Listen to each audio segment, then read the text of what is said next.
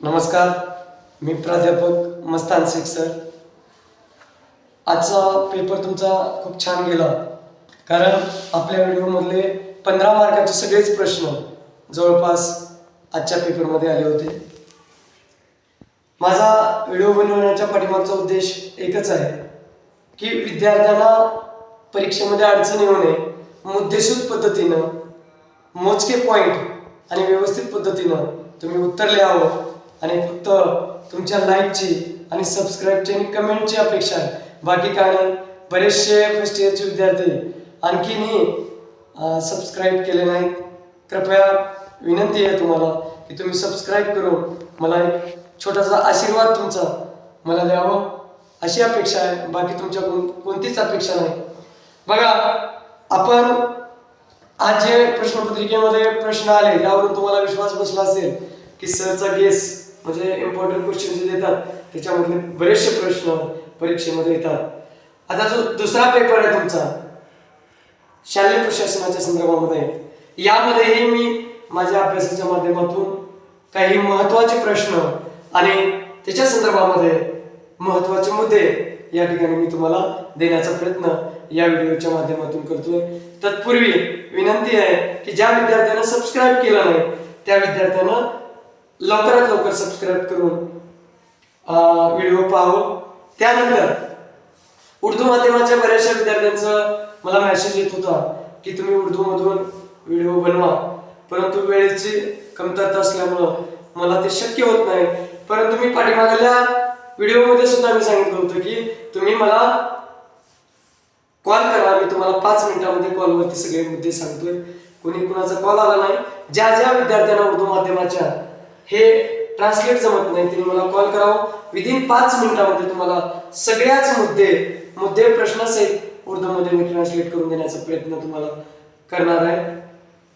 तर विद्यार्थी मित्रांनो, मी या ठिकाणी थोडा विचारपूर्वक मुद्दे तुमच्या समोर मांडण्याचा प्रयत्न उद्याच्या येणारी जी परीक्षा आहे तुमचा येणारा जो पेपर आहे त्याच्या संदर्भामध्ये महत्त्वाचे मुद्दे आणि महत्त्वाचे प्रश्न काढण्याचा प्रयत्न केलेला आहे. या ठिकाणी जो पहिला प्रश्न आहे, पहिल्या प्रश्नामध्ये जे काही मी मुद्दे मांडण्याचा प्रयत्न केलाय त्याच्यामध्ये मी 5-6 प्रश्न पुस्तकामध्ये प्रश्न आहेत. 5-6 प्रश्न वेगवेगळ्या स्वरूपाचे आहेत, परंतु त्या वेगवेगळ्या स्वरूपाचे 5-6 प्रश्नाचं पॉइंट आपण एकाच पॉइंटमध्ये आपण कसं मांडता येईल याचा मी प्रयत्न या व्हिडिओमध्ये या पहिल्या प्रश्नामध्ये केले. बघा, शालेय प्रशासनाची कार्य आणि व्याप्ती स्पष्ट करा म्हणलं तरी हेच लिहायचं तुम्हाला. शालेय प्रशासनाची संकल्पना, त्याचे मूळ तत्व आणि त्याची प्रशासकीय भूमिका किंवा त्याचे कार्य, त्याचे वैशिष्ट्य, त्याचे उद्दिष्ट काही विचारते शालेय प्रशासनाच्या संदर्भामध्ये, तर तुम्हाला हेच मुद्दे लिहायचं. त्याच्यानंतर शालेय व्यवस्थापनाची गरज लिहा, शालेय व्यवस्थापनाची मूळ तत्वे लिहा, शालेय व्यवस्थापनाचे महत्त्व लिहा, शालेय व्यवस्थापनाचे फायदे लिहा, शालेय व्यवस्थापनाची आवश्यकता लिहा. असे वेगवेगळे पॉइंट तुमच्या पुस्तकामध्ये आहेत. तेही याच्यापैकी कोणताही प्रश्न विचारलं तर हेच मुद्दे लिहायचं. जवळपास 8-10 प्रश्न याच्यावर तयार होतात. एका पहिल्या प्रश्नावर मी ते कॉमन देण्याचा प्रयत्न केलेला आहे, जेणेकरून तुमची धावपळ होऊ नये, तुम्हाला सोपं जावं या पद्धतीनं सगळे प्रश्न शालेय प्रशासन आणि शालेय व्यवस्थापनावरती कोणताही प्रश्न येऊ दे याच मुद्द्याच्या माध्यमातून तुम्हाला उत्तर लिहिता आलं पाहिजे. यासाठी शालेय व्यवस्थापनाचे वैशिष्ट्य एक नमुना दाखल दिलाय. यापैकी कोणताही वैशिष्ट्य आलं, गरज आलं, महत्व आलं, फायदे आले, मूलतत्वे आले, शालेय प्रशासन असेल किंवा शालेय व्यवस्थापन, तर हेच मुद्दे या ठिकाणी तुम्हाला लिहायचं. त्यामध्ये नंबर 1 आहे नेतृत्व गुण, मार्गदर्शन, दिग्दर्शन, निर्णय प्रक्रिया, प्रशासन, व्यवस्थापन, संघटन, समन्वय, मूल्यमापन, नियोजन, कार्यवाही, कार्यकुशलता इत्यादी मुद्द्यांच्या मार्फत तुम्हाला वरील 8-10 प्रश्न कोणताही प्रश्न विचारलं तर याच मुद्द्याच्या माध्यमातून प्रश्नाला अनुसरून तुमची उत्तराची भाषा तुम्हाला त्या ठिकाणी फिरवणं आवश्यक आहे. मुद्दे मात्र हेच राहतील. यानंतर निर्णय प्रक्रियेचा अर्थ व प्रकार. निर्णय प्रक्रिया म्हणजे काय थोडक्यात लिहा आणि त्याचे प्रकार आहेत. त्यामध्ये प्रस्थापित स्वरूपाचे निर्णय आहेत, वैयक्तिक निर्णय आहेत, संघटनात्मक निर्णय आहेत, मोठ्या स्वरूपाचे निर्णय आहेत, लहान स्वरूपाचे निर्णय आहेत, दैनंदिन निर्णय आहेत, अल्प मुदतीचे निर्णय आहेत, दीर्घ मुदतीचे निर्णय आहेत, अप्रस्थापित निर्णय आहेत, इत्यादी निर्णयाचे प्रकार तुम्हाला लिहिता आलं पाहिजे. निर्णय म्हणजे काय सांगून निर्णयाचे प्रकार लिहा, असाही प्रश्न तुम्हाला उद्या विचारण्याची शक्यता आहे. त्यानंतर न्याकचे कार्य, न्याकचे महत्व, उद्दिष्ट, वैशिष्ट्य, न्याकची गरज, अशा न्याकवर आधारित कोणताही प्रश्न विचारू दे, या मुद्द्याअंतर्गत तुम्हाला त्याचं एक्सप्लेनेशन करायचं आहे. त्याच्यामध्ये उद्दिष्ट, न्याकचे उद्दिष्ट काय थोडक्यात लिहा. गुणवत्ता कशी तपासली जाते न्याकच्या माध्यमातून, त्याच्यामध्ये काय काय तपासलं जातं ते लिहा. मूल्यांकन करण्याची पद्धत न्याकची कशी आहे. भौतिक सुविधा कोणकोणत्या तपासल्या जातात, अभौतिक सुविधा कोणकोणत्या तपासल्या जातात. संशोधनाला वाव या न्याकच्या माध्यमातून कसं दिलं जातं किंवा संशोधनास वाव कसं मिळालं हे सुद्धा न्याक तपासतं. गुणवत्ता वृद्धी, गुणवत्तेमध्ये वाढ कशी झाली ते सुद्धा न्याक या ठिकाणी तपासतं. उत्तम प्रबोधन, आपल्याला गायडन्स सुद्धा करण्याचं काम या न्याकच्या माध्यमातून होतं. शिक्षकाची गुणवत्ता असेल, क्वालिफिकेशन असेल ते सुद्धा आलं. मूल्यमापनाची दिशा न्याकच्या माध्यमातून प्राप्त होते. त्याच्यानंतर पायाभूत सुविधावर भर, पायाभूत सुविधा कोणकोणत्या आहेत ते तपासलं जातं आणि त्याच्यामध्ये भर कोणकोणती घातली पाहिजे हे सुद्धा न्याक आपल्याला सांगतं. म्हणजे न्याकचे कार्य, महत्व, उद्दिष्ट किंवा न्याकवर काही प्रश्न होते या मुद्द्याच्या आधारे तुम्हाला लिहायचं आहे. त्याच्यानंतर आहे निर्णय प्रक्रियेचे तत्व, वैशिष्ट्य, गरज, महत्व किंवा निर्णय प्रक्रियेची संकल्पनेवर आधारित कोणताही प्रश्न विचारू दे, हे प्रश्न या मुद्द्याद्वारे लिहायचे. तुम्हाला गुणवत्ता वाढीस लागते, समस्या सोडवणे, नियोजन करणे, समस्या ओळखणे, कालावधी, पर्याय निवडणे, धोका टाळणे, वेळेचा सदुपयोग इत्यादी मुद्द्याच्या आधारे निर्णय प्रक्रियेचे तत्व किंवा निर्णय प्रक्रियेवर कोणताही प्रश्न आला तर आपल्याला लिहिता येतो. आता केंद्र आणि राज्य सरकारची कार्य, कामे, उद्दिष्ट, वैशिष्ट्य, केंद्र आणि राज्य सरकारच्या संदर्भामध्ये काही विचारू दे प्रश्न, हे तुम्हाला लिहायचं आहे. सुव्यवस्था कायदा, दर्जेदार शिक्षण, आरोग्य, भौतिक गरजा भागवणे, शिक्षणाच्या सुविधा, शैक्षणिक तरतुदी, शैक्षणिक नियमावली, परीक्षेसंदर्भात निर्णय, शिष्यवृत्त्या, मोफत शिक्षण आणि शिक्षकाला प्रशिक्षण इत्यादी मुद्द्याच्या आधारे केंद्र आणि राज्य सरकारची कार्य तुम्हाला या ठिकाणी लिहिता आलं पाहिजे.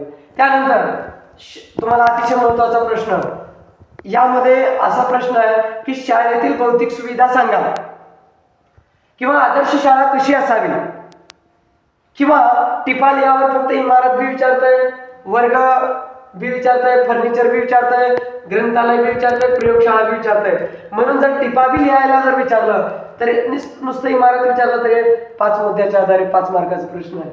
वर्ग, फर्निचर, ग्रंथालय, प्रयोगशाळा, शालेय भौतिक सुविधा म्हणलं तर सगळं मिक्स करून लिहायचं. परंतु एकावरही टिपा लिहा म्हणून जर असं विचारलं तर यामध्ये इमारत आहे, इमारत सुसज्ज असावी, योग्य आकार असावा, म्हणजे EUO आकाराचा प्रकार तुम्ही थोडं वाचन करा.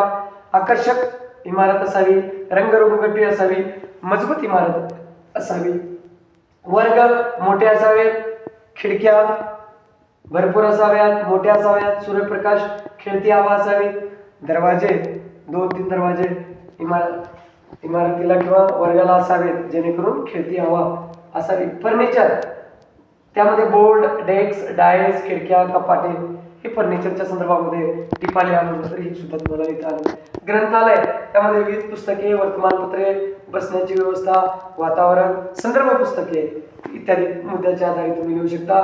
यानंतर प्रयोगशाळा मोठी असावी, सूर्यप्रकाश आतमध्ये यावा अशी असावी, भरपूर साहित्य असावेत, कृती करण्यास भरपूर जागा असावी, मदतनीस सुद्धा प्रयोगशाळेस असावे, या मुद्द्याद्वारे तुम्ही लिहू शकता. त्यानंतर HSC व SSC बोर्डाचे कार्य, अतिशय महत्त्वाचा प्रश्न उद्या येण्याची शक्यता आहे. त्यामध्ये वेळापत्रक ठरवणे, प्रश्नपत्रिका बनवणे किंवा बनवलेली कोणती निवडायची ते ठरवणे, परीक्षेचे नियोजन करणे, उत्तरपत्रिका तपासायला देणे, उत्तरपत्रिका तपासून घेणे, निकाल जाहीर करणे, गुणपत्रिका तयार करणे, आणि निकाल वाटप करणे, हे सगळे कार्य याला अनुसरून तुम्ही मुद्दे आणखी वाढवू शकतात. HSC व SSC बोर्डाचे कार्य, कामे काही विचारते त्याच्यावर आधारित ते. त्यानंतर प्रशासकाचे गुण किंवा शिक्षकाचे गुण, गुण वैशिष्ट्य किंवा गुण, मुख्याध्यापकाचे गुण वैशिष्ट्य किंवा गुण, प्रयोगशिक्षकाचे गुण किंवा गुण वैशिष्ट्य, असे 4-5 प्रश्न एकातच मी देण्याचा प्रयत्न केलाय.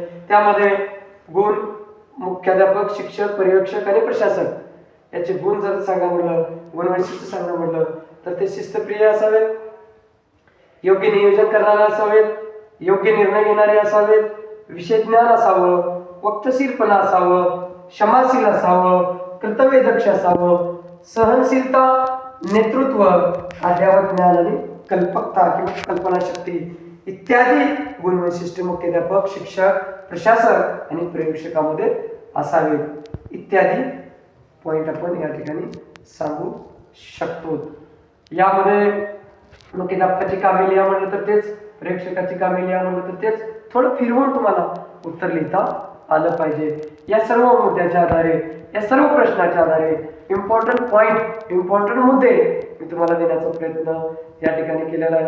मला व्हिडिओ कसे वाटत आहेत, प्रश्न कसे वाटत आहेत, तुम्हाला या व्हिडिओचा फायदा होतो किंवा नाही, किंवा तुमचे सजेशन माझ्यासाठी काय आहेत, अशा प्रकारचे व्हिडिओ तयार करा. ते तुम्ही कमेंट्स बॉक्समध्ये नक्कीच कळवा. तुम्हाला व्हिडिओचा फायदा होतो किंवा नाही, तुम्हाला व्हिडिओच्या संदर्भामध्ये काय वाटतं, प्रत्येकानं सबस्क्राईब करून खाली मेसेजद्वारे मला तुमच्या भावना माझ्यापर्यंत पोहोचवण्याचा प्रयत्न करा. मी माझ्या परीने, माझ्या अभ्यासाच्या माध्यमातून होता होईल तेवढे गेस्ट पेपर किंवा इम्पॉर्टंट क्वेश्चन्स मी तुम्हाला देण्याचा प्रयत्न या ठिकाणी माझ्या अनुभवावरून देण्याचा प्रयत्न करतोय.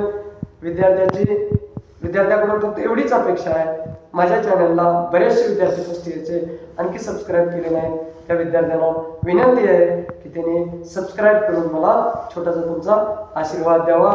धन्यवाद.